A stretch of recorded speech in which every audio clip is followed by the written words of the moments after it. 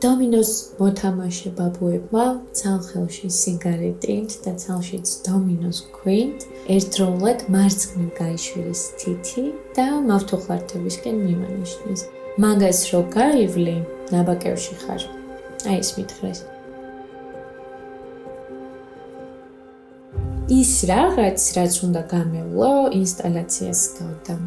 ბანანისა და პალმის ხეები თითქოს შინაურულ და კეთილგანწყობას მიქმნიდა, ხოლო მათ გარშემო შემოვლებული მავთუხლართები იწვევდა სრულ დისონანსს. ეს ლამაზი ინსტალაცია იყო პორტალი აფხაზეთში. კარგით რა, ბატონო ირაკლი, ნახეთ რა მარტივია, პარკურით გადავალ მაგ მავთუხლართებზე.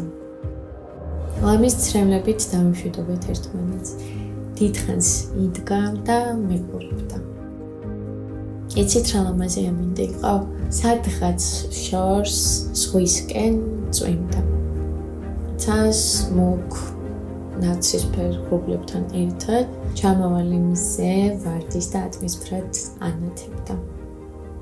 ცისარტყელა კაშკაშებდა, თითქოს რადიოაქტიური მწვანე ფერი დაჰკრებდა ყველაფერს. მე კი მავთუხლართებში მივწვებოდი ხანდახანაც, ცას გავხედავდი და ჩემთვის ვეუბნებოდი, რომ ილუზია, ნუყურებ, გააგრძელებ.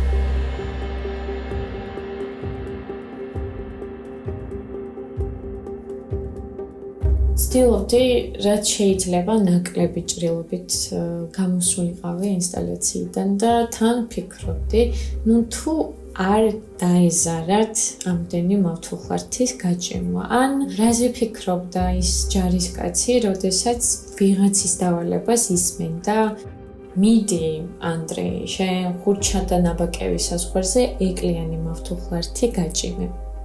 თუ გულში არ გჩხვლეთდა, როდესაც მიწაში ეკლიან რკინებს ასუფდი. არაოკუპირებული ტერიტორიიდან ოკუპირებულამდე ალბათ 50-ან 100 მეტრი გამაშორებდა. 1-2 უმნიშვნელო ნაკრძალსაც ავიკიდებდი და ჰოპ, გასული ვიყავი. მაგრამ ნაცვლად ამისა, ჰოპ და იმის წინ აღმოჩნდი, ვისაც წლების განმავლობაში წარმატებით გავუპოვდი.